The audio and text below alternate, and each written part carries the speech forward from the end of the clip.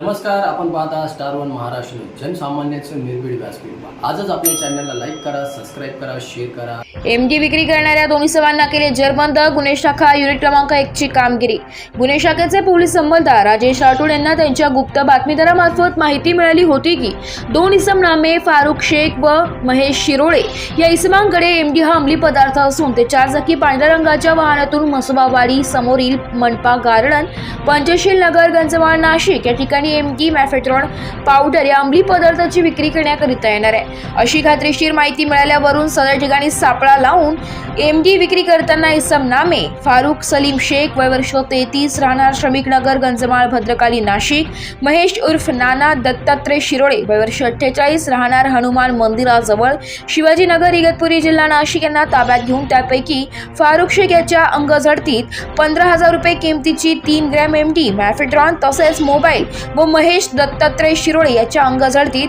75,000 रुपये किमतीची 15 gram MD म्हणजेच मॅफेट्रॉन तसेच मोबाईल व गुन्ह्यात वापरलेली 4 चाकी वाहन असा दोघांच्या ताब्यातून एकूण 2,10,000 रुपये किमतीचा मुद्देमाल हस्तगत करण्यात आला असून सदर आरोपितांविरुद्ध भद्रकाली पोलीस ठाणे येथे गुन्हा दाखल केलाय।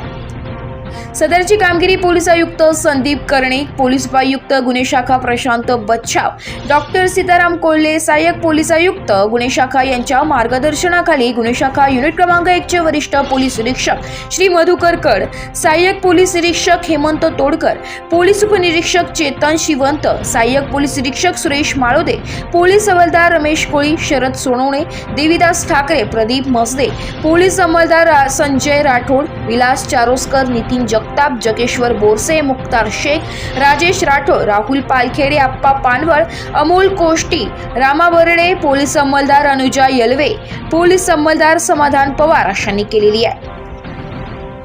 स्टार वन महाराष्ट्र न्यूज साठी प्रतिनिधी इरफान पठाण, नाशिक।